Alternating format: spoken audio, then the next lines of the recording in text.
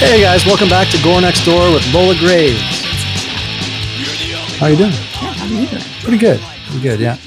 Yeah, pretty good week so far. Yeah. Can't complain, but got to watch more stuff than I did last week, and it always makes me feel good, Yeah, I 100% agree. Getting through the list. Yeah. Mm-hmm. Got to get through the list. Yeah, right? Yeah. I mean, that's, hey, Yeah. What about you? I watched a couple of things too. Did you? Yeah, I think last week I only watched like one thing. Yeah. So yeah, I watched a couple of things, and I got some pretty good recommendations actually. Cool. Well, why don't we hear about them? Yeah. Okay. Yeah. Okay. So my number one recommendation I watched was Adolescence. Brand new limited series, just dropped on Netflix. Okay. So good. It's out of the UK. Yeah. It's very good. It's I think it's like four parts. And the cool thing about it is each episode is continual shot. Oh, wow. Yeah. I like stuff like that. Yeah. Like it's got, something a little kind of artistic to it, Yeah. So, So it's super creative, right? Wow, the way that creative. they can follow, because there's so many characters in this thing too. So, Wow. so the premise of it is it's a 13-year-old kid. So I guess it starts when the police kick down the door of his parents' house or whatever, and Okay. go and arrest this 13-year-old kid for murder. And yeah, so there's a lot of characters in it. There's like the kid and, his parents, and then the police that arrested him, and, the lawyers, and, different things like that. So, so the whole continual shot thing is interesting to me because there's so many people involved. Yeah, that would be pretty tricky. Yeah. A lot of it takes place in the police station. Yeah. But not all of it. Not all of it. But it's super good. It's mostly around the kid and his dad.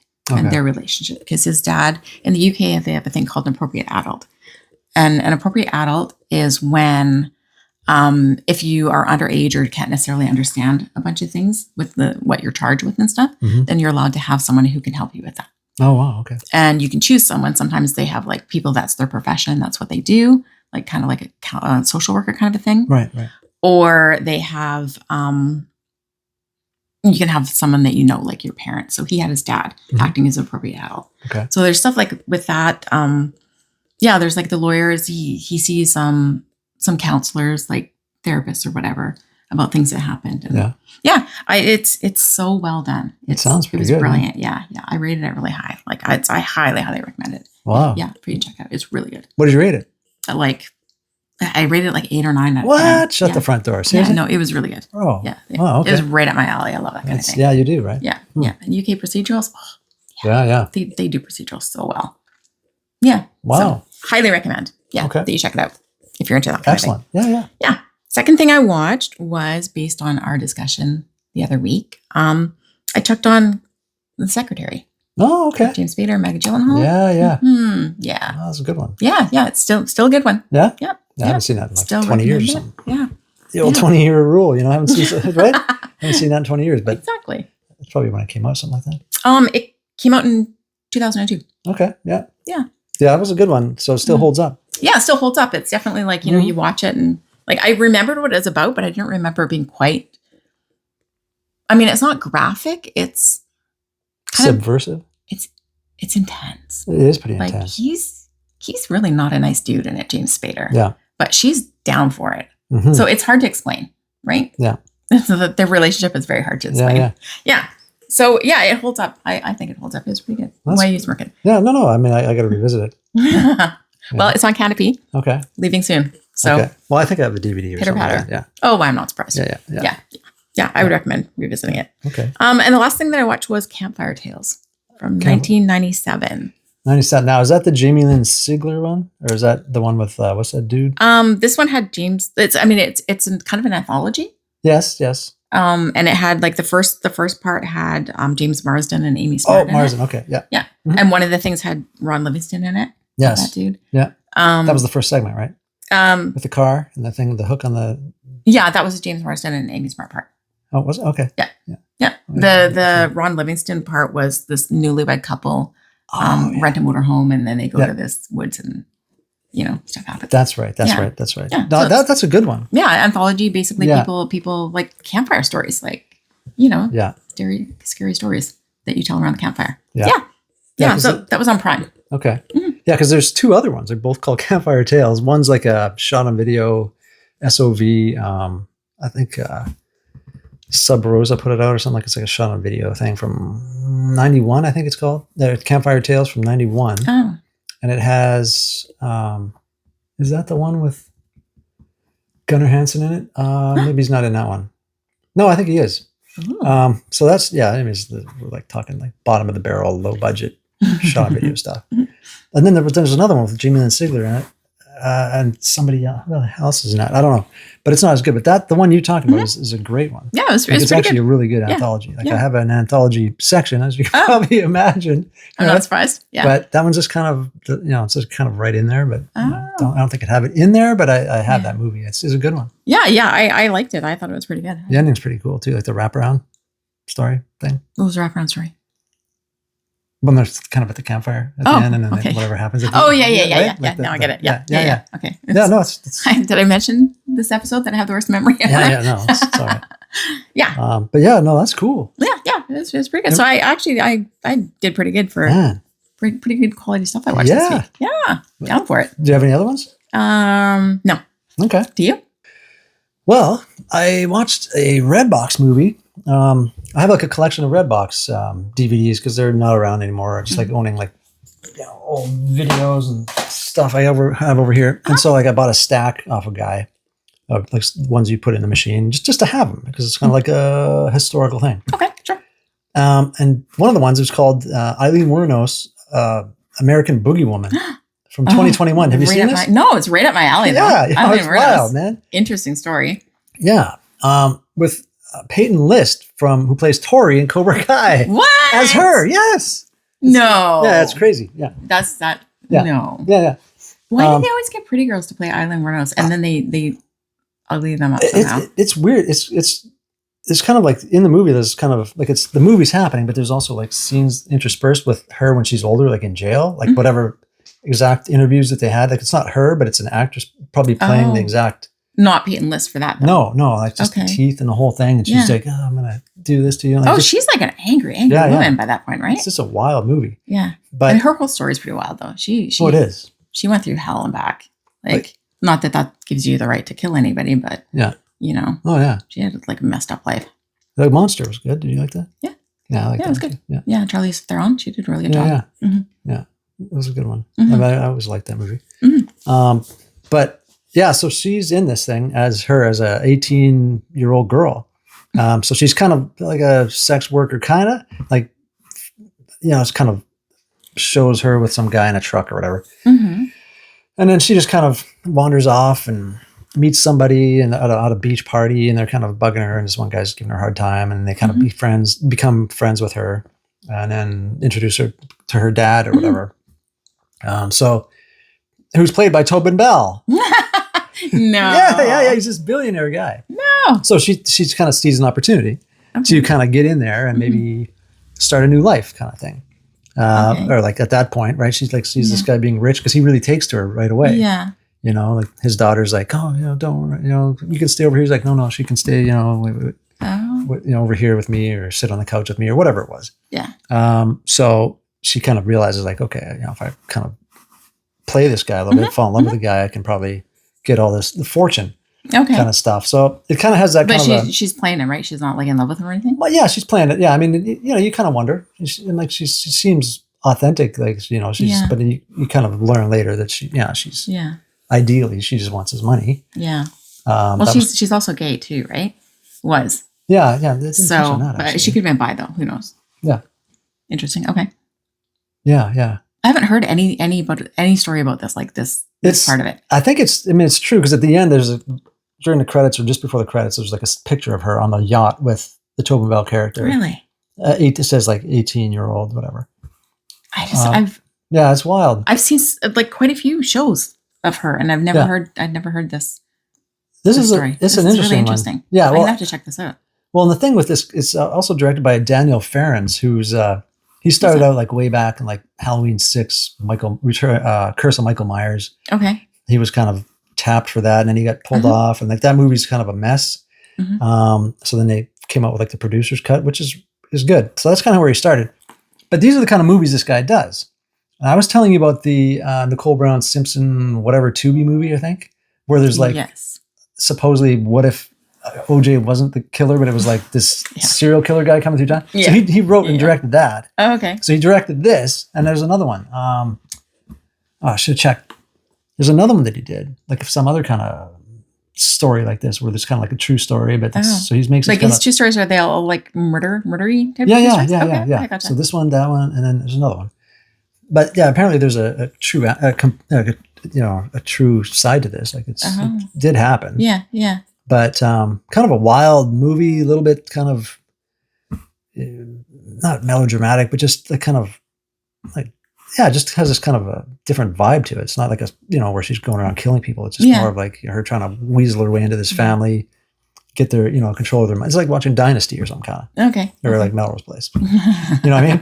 Like it's kind of like that, right? Like there's kind of that interspersed with her, like, having like these fits of rage. And, that just seems weird, like her in that kind of and seeing her in it is like, I'm not supposed to like, seeing being listed in it. But like that just doesn't seem like it is her vibe at all. Like Eileen Wuornos's vibe. Yeah. Rich people? Yeah. Like she's like, that just seems so out of character. Yeah. Not that we know her, but out of character for everything you've ever heard about her. Yeah. I mean, there's a scene in there where it shows her like current day. Like 'cause at the beginning, I think they ask her, they're like, you're gonna die tonight at midnight. I think that's how it starts actually. It's like, what is there anything you want to tell us that you haven't told us before, kind of thing. And then she tells this whole story, kind of flashing back to this, basically the movie we're watching. So it's kind of played out like that. So I think, whether she made some of the stuff up, I don't know, but she literally did marry this guy for 2 weeks or something. So I don't know. Why'd they get divorced? Why'd they get divorced? Was that in there? Yeah, I think. I don't know. I don't want to spoil it for anybody. Did he have a prenup? I don't know. It was late when I was watching this, but all right, fine. But so I watched that. Another one I watched was called the Overnight from 2022. I was on Tubi or Shudder. I'm like, this looked really cool. I don't think I've heard of that one. People check into a hotel, and there's like this weird kind of bellhop guy and like this, or the manager or whatever, and it's kind of following them around, and I don't even know what I gotta stop. I'm out of control. I feel this is so fucking bad. I've lost it. I've lost my fucking mind, man. I'm sorry. Don't be sorry. It's fine. Are you okay though? So it's kind of like something like that. He's getting these people in there to come in, and then we find out at the end that some other kind of demonic guy is trying to steal the souls of these people, and these people kind of keep reliving their lives. At first I was like, that sounds like something out of like American Horror Story. It kind of was like, kind of. You remember 1408? Yeah. It kind of started like that. I'm like, this is really cool.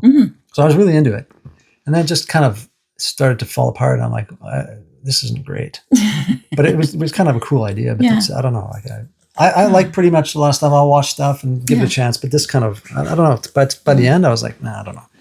Bummer. And then I watched Time's Up from 2022, which was, I don't know, some kind of Christmas slasher thing, I think. That's a lot I can tell you. Not based on Time's Up movement? No. Because the timing would have been around then, wasn't it? Probably, yeah. Interesting. But yeah, you're right, actually. But I was like, maybe it was a New Year's movie, New Year's Eve or something. So I was kind of excited by it. It's just some guy with like a Father Time mask slashing people. And what's a Father Time mask? I don't know. I don't know. They're like, this is Father Time or whatever. I'm like, I don't know. Dude, I don't know. Just some like old guy mask, Like, all right. I don't know. It was kind of just not good. I don't know. Like I don't know, man. I don't know what to tell you about. Okay. So is that it? Jeez, I guess that was it. So all right. That's it? Yeah. Oh wow. Mm-hmm. All right. Yeah. Mm-hmm. Cool. Maybe we should do the crypt now. All right. Yeah. Let's do the crypt now. Okay.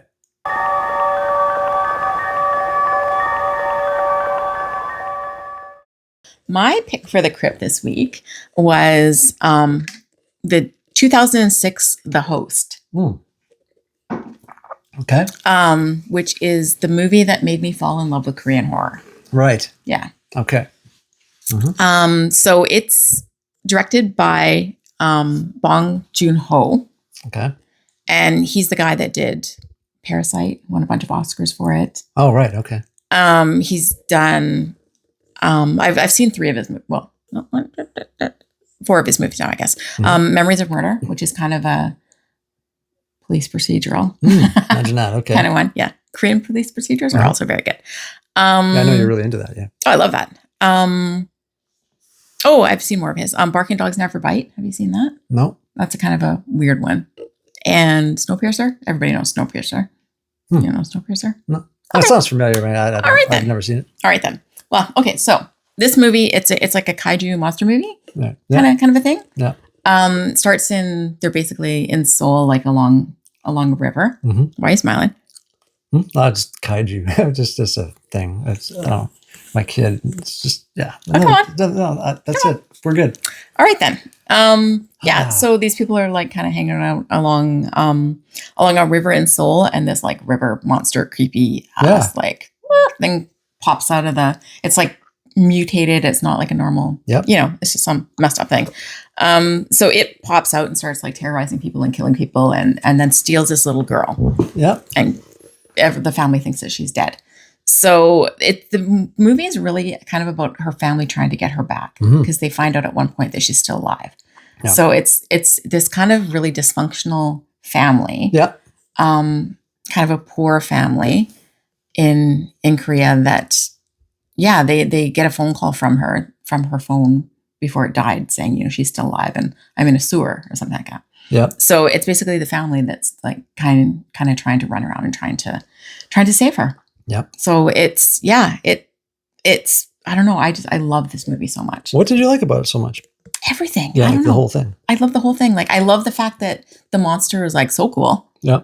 It's so different. Yeah, it was different for sure. Yeah. Very different. Yeah.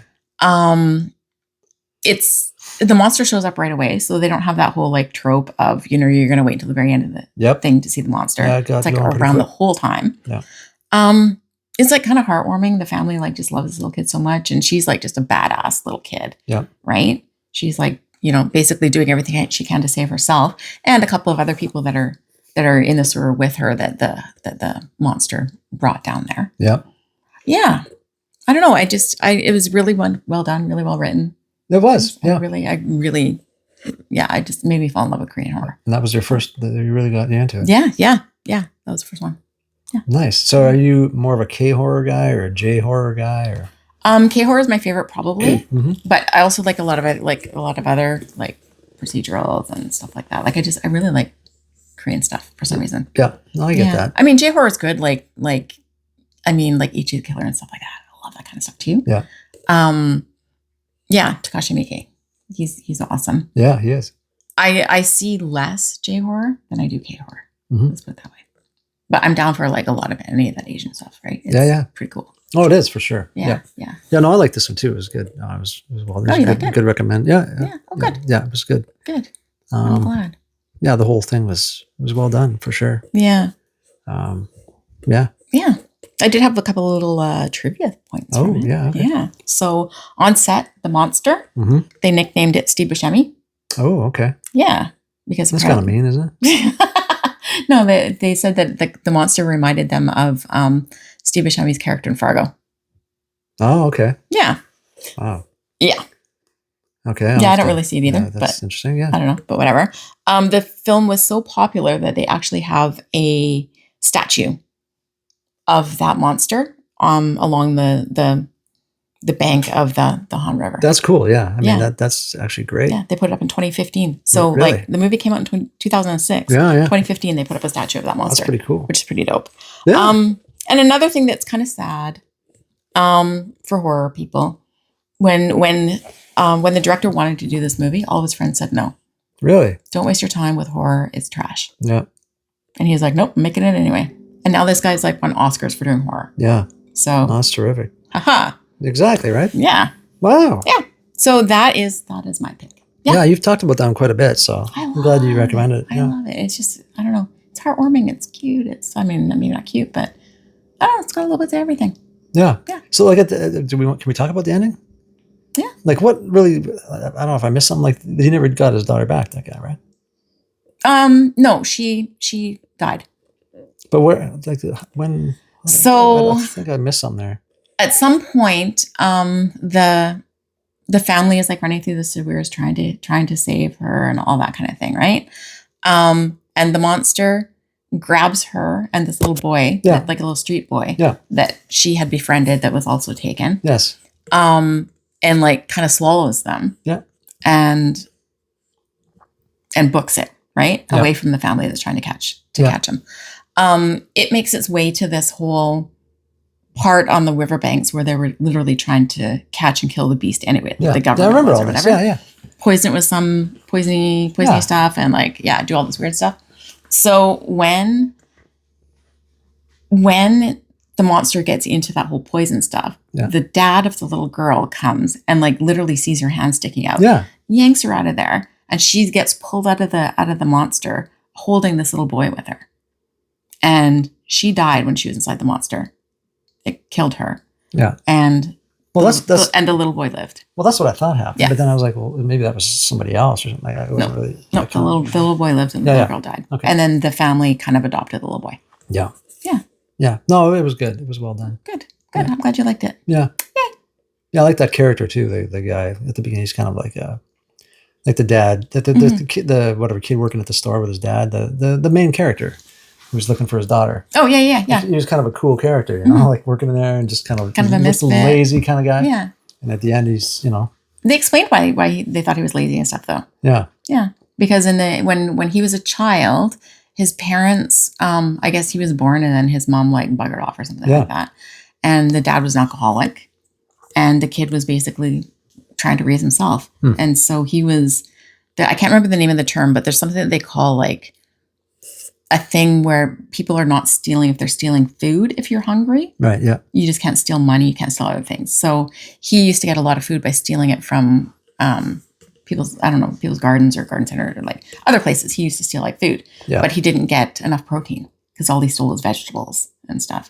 So they think that that's why he was a little bit slower and a little bit lazier. Yeah. And the dad basically says, be gentle with him because this is my fault. Basically. Yeah, I remember that now. Yeah. Yeah.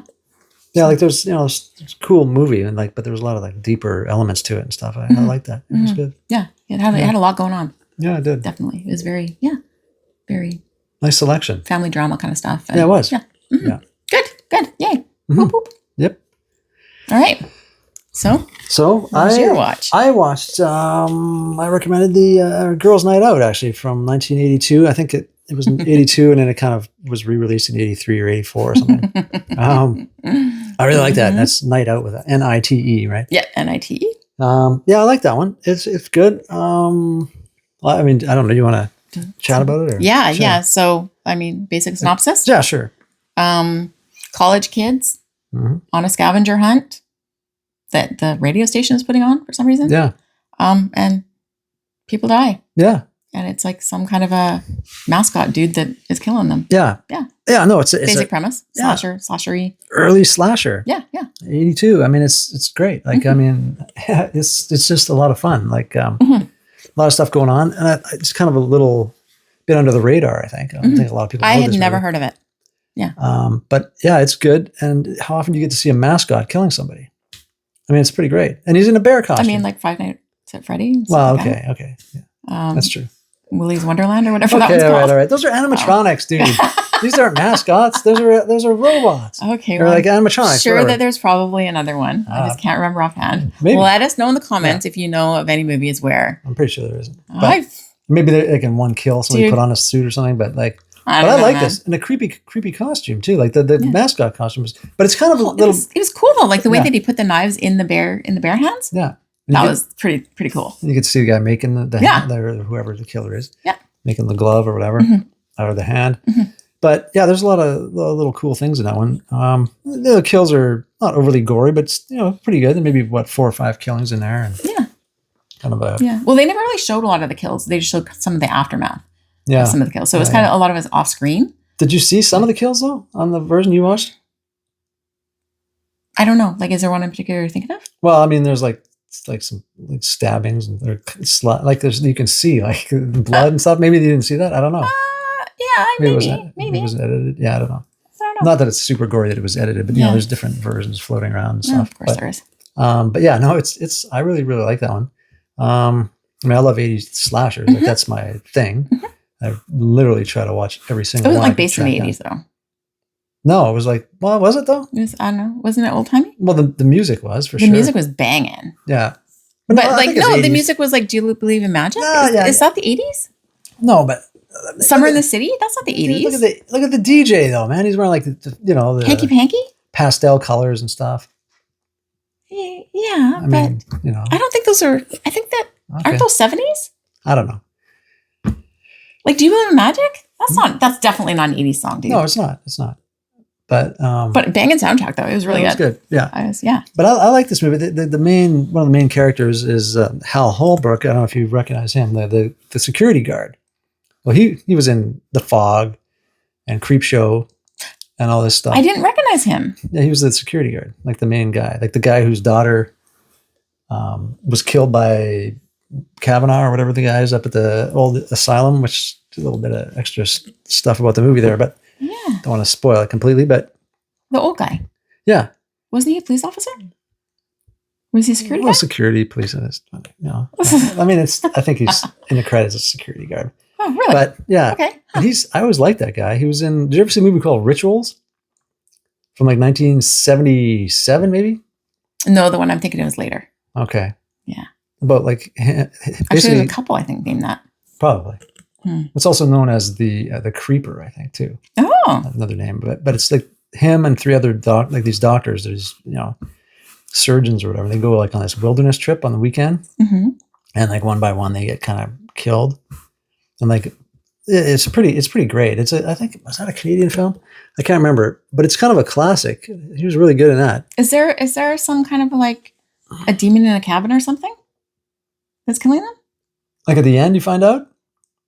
Kind of like they kind of wake up one day and all their shoes are missing, and they're like, "Oh, we don't have shoes." So then they have to keep kind of slogging through the forest and like through the wilderness and stuff kind of happens. I've seen a movie that's like fairly recentish, like from the 2000s at least for sure. That is called, I'm pretty sure it's called The Ritual, and these people end up in this cabin with this like demon thing altar that's like up in the rafters or something. So it sounds kind of familiar, but I don't think it's the same thing. Oh.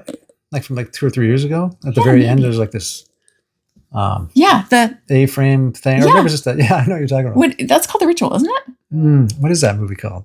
Yeah, I don't know. The ending was kind of crazy. Didn't it have what's her name in it from Bates Motel? Not Toni Collette. The other chick. Her. She was in that. The movie you're talking about, right? I don't remember. I don't remember. Yeah, I don't know. We watched too much stuff. I don't know. Yeah. So anyway, I think I know what you're talking about.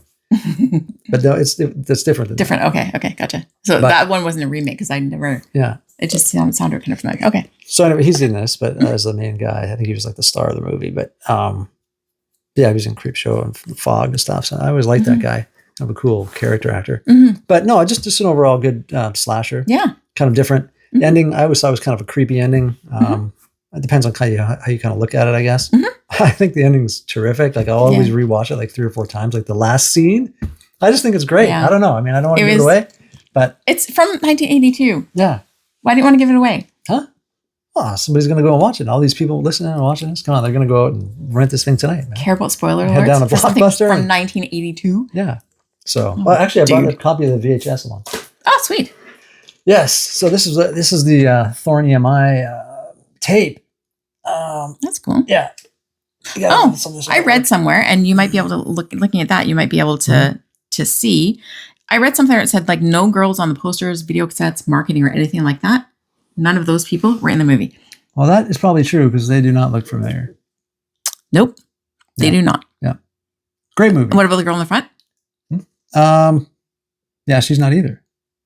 There you go. Yeah, look at that. The terror begins as one by one, each girl is mysteriously murdered by a sadistic maniac in a bear costume. In a bear costume. Which I think is just great. I mean, it's just, that one kill through the window. It's fun. Guys partying and stuff. Yeah. And it's a great flick. I have this Blu-ray. This is by Arrow. I've never opened it, surprisingly. What are you saving it for? I don't know. Should we just break it open right now on the air here and just let everybody... Oh, maybe people can bid on it and buy it. Yeah, right. Yeah, exactly. Well, some of these, though, it's true. Like a lot of these now, like I'll kind of just leave them. And then sometimes you go back a year or two later and they're out of print already. And so maybe not this one. I'll have to check. But some of them go for like $100 some. Some of these Vinegar Syndrome ones, you literally can buy it and just hold it for a year, and then when they're gone, there's maybe 6,000 copies or something they make. And people are always on there buying this stuff. Wow. At least Vinegar Syndrome stuff. Really? Yeah. Like I have a few that I've never opened. I'm like, maybe I don't know if I want to open them now. But it's been a few years. I haven't watched them. So interesting. But yeah. Wow. You kind of see the actual mascot there a little bit. It's pretty great. It's pretty fun. It was pretty fun. It was a fun movie. Yeah. Just something different, right? Yeah, it was fun. Yeah, the claws in the bear hand. Yeah. You can see on the front there. It was like, it was so cool. Yeah. It was like Freddy. Like kind of, right? Yeah. Yeah. Kind of predates Freddy, actually. Yeah. 84. Yeah. For a couple of years. Yeah, no, it was.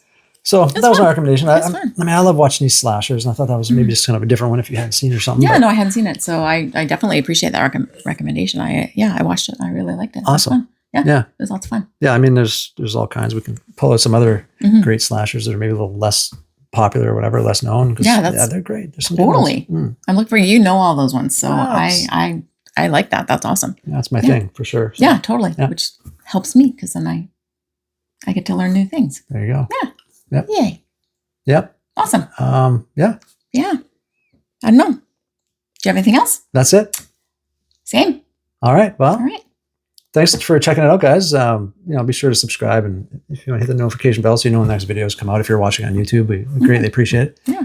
And listening wherever you listen to your podcast. So. Yeah. Stay creepy, friends. Thank you. Thanks. You've been listening to Gore Next Door with Vincent and Lola Graves. Follow us on Instagram and TikTok for updates and behind-the-scenes posts. New episodes are available on YouTube or wherever you find your podcasts.